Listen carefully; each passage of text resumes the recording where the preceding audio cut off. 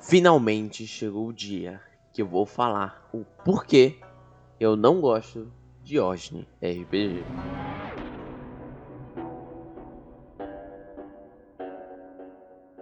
E aí pessoal, quem fala com vocês é o Lúcio, do seu narrador, para mais um vídeo.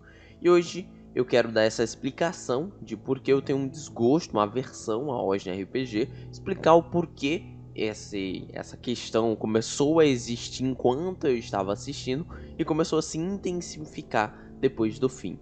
Importante que, mesmo que eu não goste assim de Osni como um todo, eu consigo admitir que houve vários momentos bons durante os episódios. Existiu vários episódios bons. E todos os protagonistas dessa aventura são protagonistas legais, interessantes. Não tem um que eu fale assim, esse daqui ele é muito ruim. Não.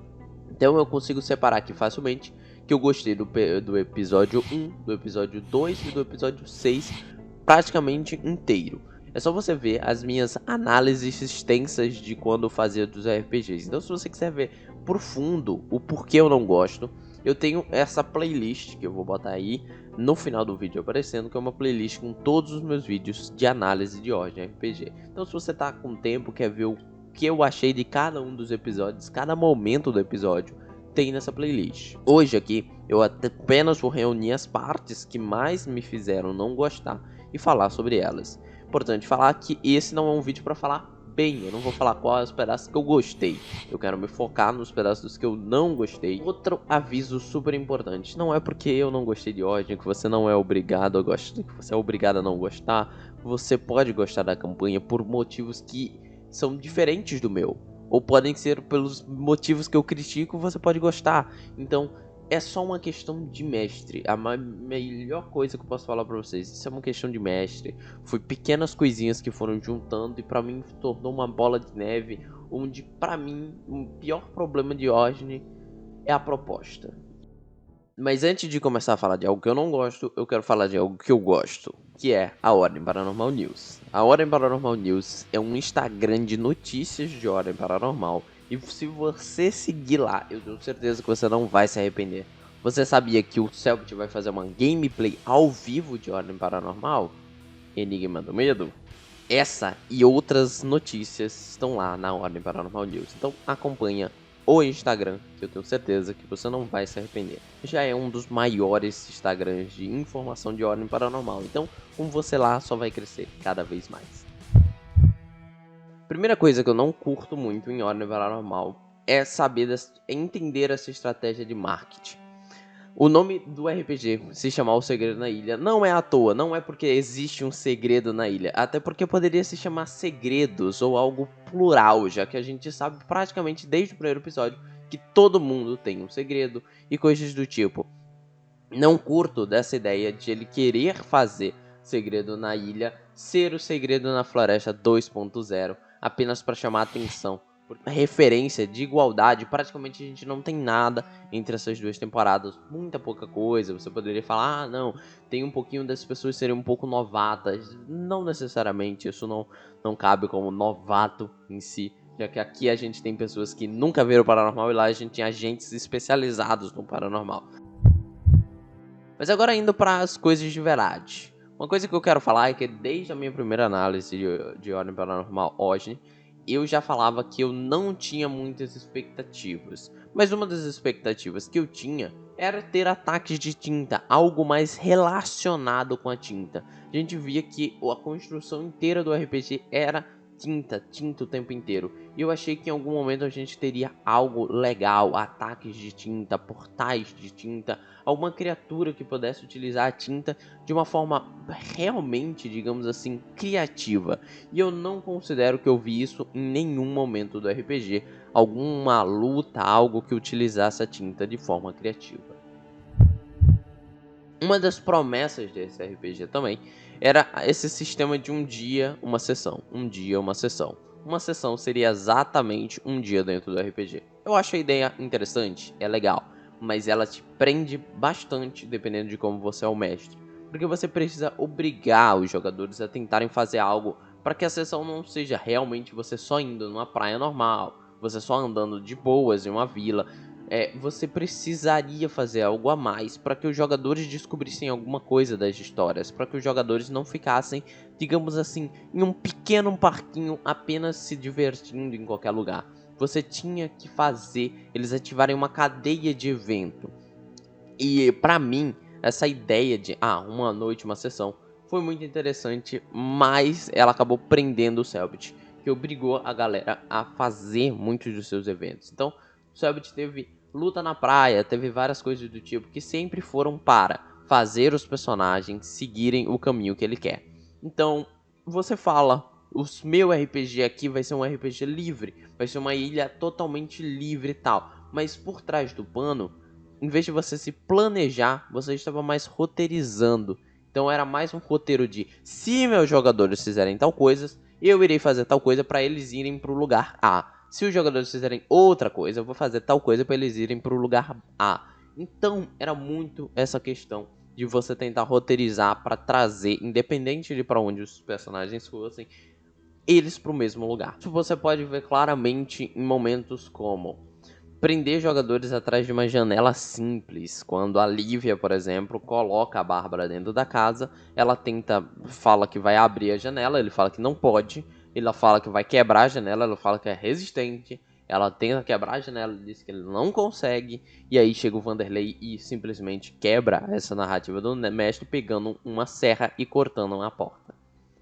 Então, isso foi uma tentativa de obrigar esse jogador a ficar preso na casa, porque para ele era melhor no roteiro dele que ele não pudesse sair. Então, meio que, cara, isso se você vê com cuidado, você vai ver isso acontecendo em diversos momentos. Não em questão de porta em si, mas em questão de personagens, fazendo com que os jogadores tentem ficar em um lugar e não em outro, tentar afastar os jogadores de determinada área, mandar eles para outra determinada área, quando foi da vez que tinha um evento na igreja, e ele fez várias vezes. O sino da igreja está tocando, o sino da igreja está tocando, e ele queria porque queria que eles estivessem lá. Mas ele poderia fazer o evento sem eles lá, mas ele preferiu obrigar, depois de não vou falar obrigar, mas persuadir bastante os jogadores aí. E na minha opinião, o papel do mestre não é persuadir seu jogador a literalmente fazer algo 100% que você quer, você tentar muito persuadir ele. Não acho que é algo muito aplicável, tá? De longe, uma das coisas que eu não gosto também desse RPG é a resolução. Quando a gente ouve que vai se tratar de personagens com pouco Nex, ou no caso com nenhum Nex, a gente sempre pensa que as soluções para certas coisas seriam mais criativas. Ou seja, nós estávamos no meio de uma ilha. Não seria adequado a gente simplesmente, falando nesse RPG, fazer com que, chega um monstro, então eu vou dar essas armas aqui que eles encontraram na ilha. Eles encontraram uma M4, uma pistola e eles vão pra cima. Não é a coisa mais inteligente a se fazer. Eles são pessoas despreparadas, então seria melhor que eles resolvessem isso de uma forma um pouco mais criativa do que simplesmente fazer os personagens ficarem bons em dar tiros e atacar. Não é o que acontece. Eles literalmente dão armas e equipamentos no momento que precisa decidir alguma coisa. Eu acho até hoje um erro a utilização do paranormal nessa campanha, principalmente o envolvimento da Ordem e do Vanderlei. O Vanderlei é um personagem ótimo, mas para mim isso é um baita problema no roteiro.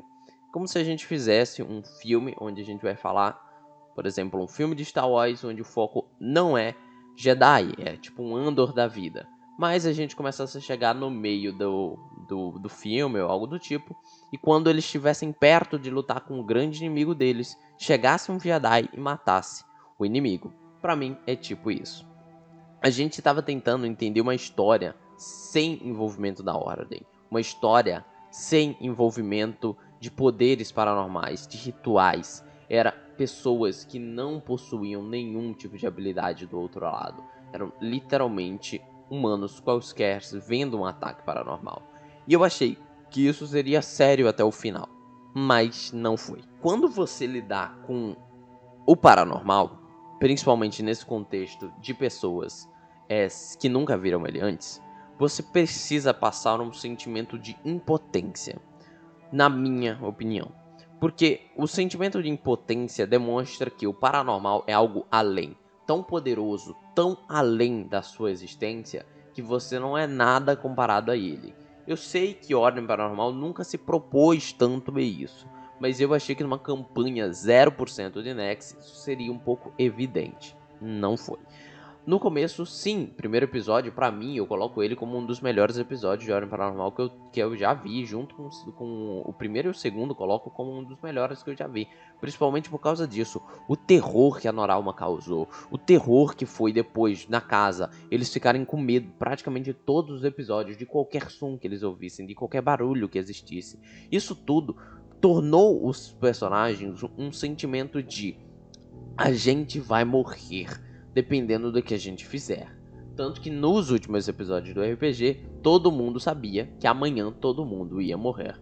Mas em si, no começo da campanha e no final, esse lance de todo mundo vai morrer, pra mim, me dava menos medo do que a primeira vez que a gente viu a Noralma. Porque a gente viu os personagens evoluindo, os personagens se tornando cada vez mais fortes. O Vanderlei dando armas e treinamento para esses personagens. A Amelie desenvolvendo poderes do outro lado. E eu acho que assim, nossa, você pega um jogador que tá tentando fazer a criação lá do seu personagem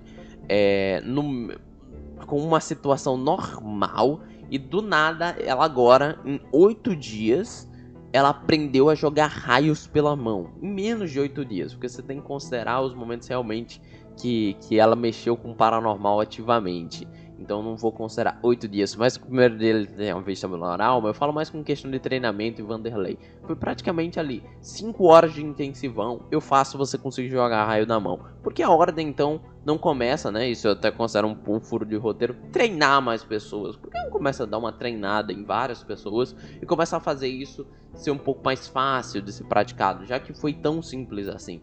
Na minha opinião, isso machucou muito a minha opinião geral sobre o RPG, porque você fez os personagens saírem da realidade. A Melie do começo do RPG era uma pessoa como eu e você.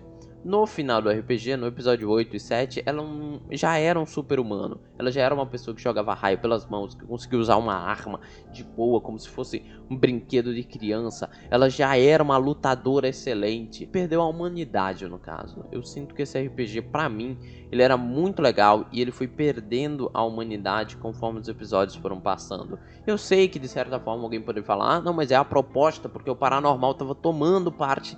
Mas eu não sei se era assim que eu gostaria de ver. Eu não considero ruim o envolvimento da Ordem em questão de Arthur chegando na ilha e tudo mais, porque aquilo precisava ser feito, ok? Mas o Vanderlei, ele tá envolvido com a galera, ter todo aquele jogo de se ele é do bem ou do mal, eu achei interessante. Mas quando ele revela, eu sou da Ordem, a gente luta contra essas criaturas do outro lado, o Cavalcante também era um lutador, a gente é tudo luta contra o mal, eu puxo, monto uma arma gigante e falo, vou treinar vocês e a gente vai matar as criaturas. Matar? A gente literalmente, pô, tem algo de outro mundo e a gente vai resolver matando? Isso a gente vê em outras temporadas de Ordem Paranormal. Mas a gente vai ver na temporada que se propõe a ser a mais realista e mais pessoas humanas envolvendo o paranormal. Pelo que eu anotei aqui, pode ter sido que tenha mais lutas, mas eu anotei algumas aqui. Nós temos uma luta contra um javali, uma luta contra dois cachorros do mato, se não me engano, e uma cobra, uma luta contra um javali distinta, uma luta contra vários cachorros do mato e várias cobras distintas, o faroeiro, né, no caso, o farofeiro, o zumbi da Lívia, o cavalcante de tinta, o pai do Milo de tinta e a luta final do RPG. 9 lutas, tem mais luta do que episódio praticamente. Eu posso ter errado alguma coisa aqui, mas pelo que eu tô vendo, são esses as lutas que tem. Com a necessidade de ter feito a luta do javali e dos cachorros do mato e a cobra. Motivo bem simples, o Selbit precisava daquela luta para poder fazer algo. Seja o Cavalcante ser machucado, seja o Milo ou qualquer outro personagem ter tomado uma picada de cobra. E são lutas que não fazem um micro sentido, ok? Primeiro, eu sei, muita gente pode falar, ah não, mas os animais estavam enlouquecidos por causa da ilha e não sei. Gente, isso é o roteiro que o Selbit criou para justificar os ataques. ele poderia não ter criado isso, ter feito algo diferente. Eu, na minha opinião, retirava todas as lutas contra animais que tem e deixava só faroeiro, zumbi, cavalcante, pai do Milo e luta final.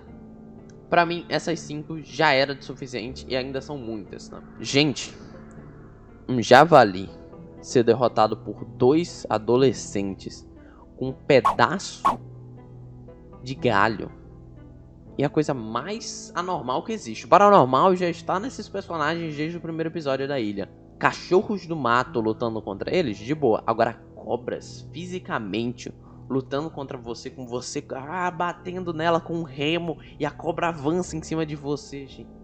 Que negócio péssimo, horrível. Meu bem, é horrível isso.